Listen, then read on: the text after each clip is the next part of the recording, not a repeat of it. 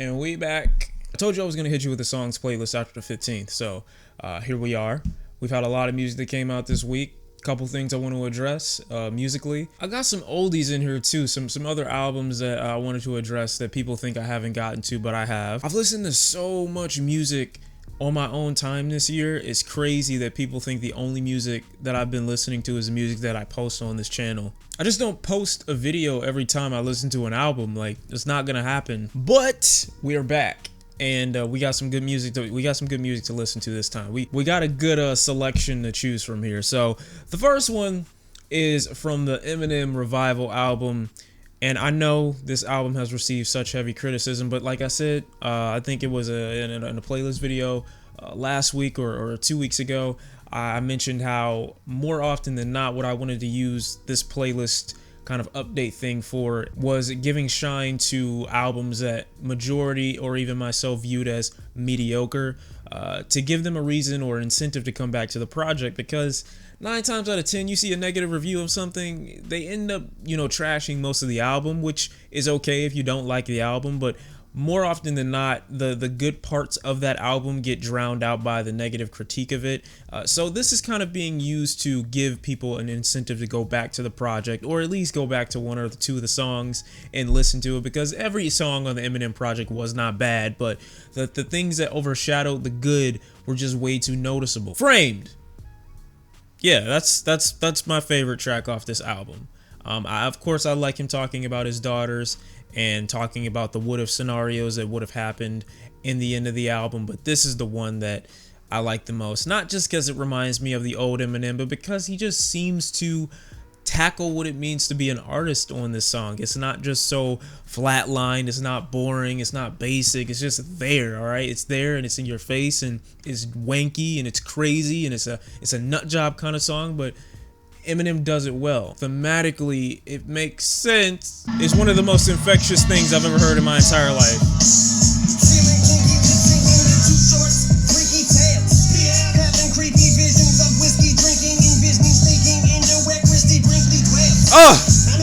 God. If for no other reason you go back to Eminem's Revival album, go back for that. Please, it's a good song, okay? It's a good song. I also wanted to say, in regards to Eminem's Revival project, you can't say anything these days without, people trying to say, oh my God, you're pretentious for giving your opinion. Like, no, I believe in what I just said, so that's what I'm gonna say. You can't give an opinion nowadays without someone thinking that you're trying to come at their own, or without someone thinking that you're trying to degrade their own opinion. Like, you can believe in your opinion and I believe in mine too. You don't have to be upset that someone believes in something other than you. But people are easily offended these days, and the people who think they aren't offended are the ones who are offended the most. They just don't realize it. But what I was gonna say was, basically, if you're gonna support your artist, give them enough consideration to sit back and think about, or provide enough detailed reasons as to why you support them.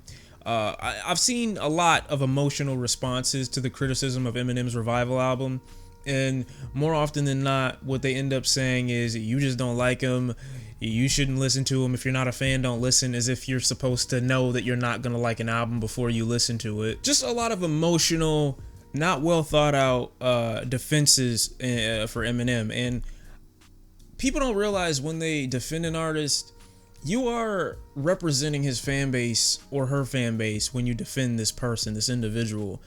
I think it will be healthier for you to carefully explain or carefully think about why this is good to you before you instantly hop on the defense bandwagon, because you represent your fan base. You know how your mom used to tell you, hey, when we go out in public, don't embarrass me. Remember, everything you do is a representation of me. It goes the same for your favorite artist. When you defend this artist, or the way you defend them is a representation of them more often than not. So to the people who are indifferent towards this person, or who aren't fans at all, a lot of people will look at you and say, well, this guy, has a bunch of idiots for fans, so it wouldn't be that much of a stretch to say he's an idiot too. I'm just telling you what is a reasonable assumption. I'm not saying it's a right or a just assumption. I'm just saying it's reasonable to believe that. And me being a fan of Eminem, I don't believe him or perceive him to be an idiot, so I don't want those kinds of fans defending him emotionally to people who aren't fans of his, to give them even further justification to trash him. Puts a bad name on the artist and a bad name on the fan base, in my opinion. So really just take some time to think about, like, why you disagree with some of the criticism, as opposed to just saying, hey, you just don't like him because you don't like him, and your mom. Like, that's how some of the people who are in defense of him sound. The next album, as a complete body of work, that I listened to over the weekend that was incredible for me was the new Saturation 3 album that came out from Brockhampton. This might have been their most experimental out of the 3 Saturations, and it definitely did not disappoint. There's so much to talk about on this project that you can go watch my review for if you missed it. And although, like I said, I had criticisms about them having this lack of concept that makes them come across as if they're just this group that wants to have fun and can't really be taken seriously in terms of why so many people are fanboying over them and standing them, at least to people that don't realize or see what the big deal about Brockhampton is. There's still a lot to enjoy about this project, okay? If not lyrically, then sonically, because even if you don't like the lyrics that much, you can kind of drown them out because of the flow and the charisma that I feel the members have, and kind of, like I said, the camaraderie of them on these tracks make it an enjoyable experience, even if the lyrics aren't something that are your speed. I get this from tracks like Liquid. I grew up all alone, my mom and dad fighting, I moved around a lot, I did a lot of fighting. When you started getting paid, shit's already born. Honestly, one of the slowest tracks on here ended up being one of my favorite, even though Brockhampton is a group that I like so much for their aggressive rapping capability at times. This is the best, one of the best transitions of trying to figure it out. I'm trying to figure it out. Whoever thought of this, I love you. Wait, there's another one. Rental? I think Rental is a favorite. God, oh, that actually hurt. Who's got the feeling? I want a shirt that make my body feel all sexy. I want a chain that make my body feel all hefty. I want my head to fall off when I walk out the door. In my head, nah.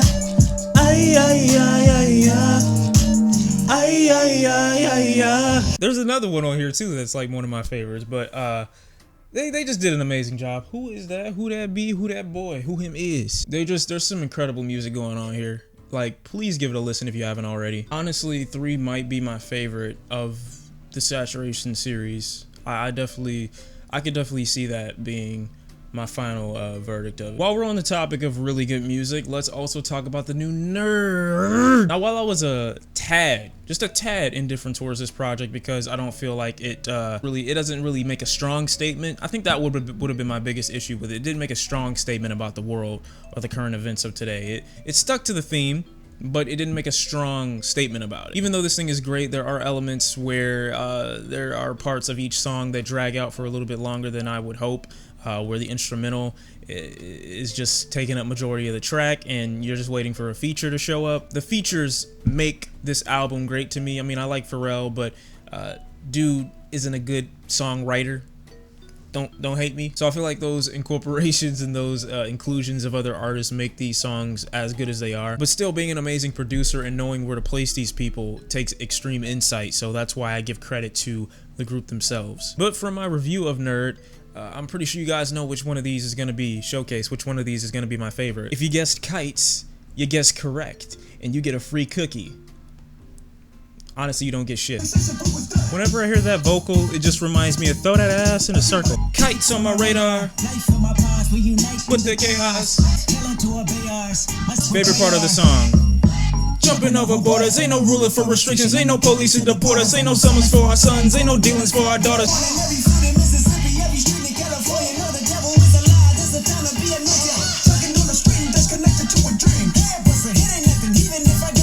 Oh God, man, they just know how to try to. These all came out in December. These all came out. Shouts out Joyner Lucas for making the remix of Bank Account. Probably the only remix that he's done so far that I've really actually enjoyed. I don't know if that's more because the Bank Account remix is cool or if it's because Joyner is doing something heavy lyrically. And this is, you know, I'm not saying Joyner can't be a deep artist, but this is one of the times where I feel like it's not just banter and Joyner is actually kind of incorporating some of his personal life into the track as well. Also, I gotta apologize to him. because he wasn't technically. After I watched the interview, it makes more sense that he was just kind of nudging these artists and not like coming at them. He did make a reference to the DNA remix where he took a subtle jab at Kendrick. These aren't really disses; they're more like jabs, or more just like lighthearted fun. So I get that, I understand that. My bad. Still didn't like those remixes, but I get the point. I mean, you can listen to 21 Savage's part, or you can listen to Joyner Lucas's version. Like I said, my biggest issue with these remixes is that they take you out of the intention of the song. The song itself is for you not to pay attention to and to be able to enjoy it. And Joyner makes you pay attention to it, which is cool. I mean, if that's what you like, then cool. Because I think Joyner definitely has a spot in doing things like this, and you know, I'm all here for seeing him prosper and grow and get more fans from doing these remixes. So if that helps him, then great. But in terms of like replay factor or replayability, I don't really think these remixes have it. But I did still enjoy this one through my initial listen, and we'll see, you know, how I feel about it a couple weeks from now. Probably won't revisit it that much, but it is a good remix, I would say. So definitely check it out. And last but not least on this list is the Smino BLKSWN album, that for some reason, although I've responded to many comments telling people that I've listened to this album, they still want to comment. I mentioned back in what, July, that I listened to Smino BLKSWN, and that's not even when I listened to it. I listened to it months before that, and people still want to ask me to listen to it. Like, dog, I listened, I got it. Another house album. Smino, like I said, he's not a bad artist. I think he's a dope artist, but much like artists like Gold Link, artists like Saba, artists like No Name, I like the hip house sound, I like the music, and Smino does it well. I just don't think he does it that much different from the contemporaries are within his lane. But that doesn't mean he's not making good music still. I just, you know, I'm looking at it from my point of view. I look at it, I'm just like, this is some good music, obviously, but I'm not seeing anything that much different from, you know, the people that are within his lane of that genre of music that I would need to, you know, come out and say that this is the greatest house album I've heard all year. Actually, it might be though, because Majid Jordan tried to do a little bit of house music and it was not working at all. It didn't feel organic. Smino makes it organic. He makes it feel natural. He makes us feel like this is just a natural part. This is like his MO. My favorite, maybe being ANITA. ANITA, so free, don't flee from me. Turn up the dollar, you just feel like hallelujah. I got a chicken coop. Alright, it might have been a little bit better than I thought. It was, okay. It was a good album. It was a good album. Chill out. It was a good album. I enjoyed it for what it was. It wasn't, you know, crazy, but it was good. It might actually go in an honorable mention, because I forgot I did enjoy that album this year. But yes, I already listened to it, so stop asking me about it. I think that's gonna do it for the songs that I've been listening to. I hope you guys enjoyed the video. I hope you've taken what I've said in consideration in regards to the Eminem revival thing. I know most of the people who were being extremely emotional weren't even subscribers of mine, so that's good news. But as always, appreciate you guys for watching. This is probably the last video you're gonna see from me until after Christmas, so you're likely to see me next Tuesday. What's today, Tuesday? Yeah, you're likely to see me in about a week, so I'm gonna be busy unless Ski Mask drops his album, his little tape that he said he's supposed to be dropping in a few days, the Book of Eli. I might listen to that, so definitely gonna be looking out for that. If it comes out, definitely tweet me, let me know, at your music core on Twitter. Thank you all for watching. I'll see you next time, and I'm out. Peace. What was that? What was that?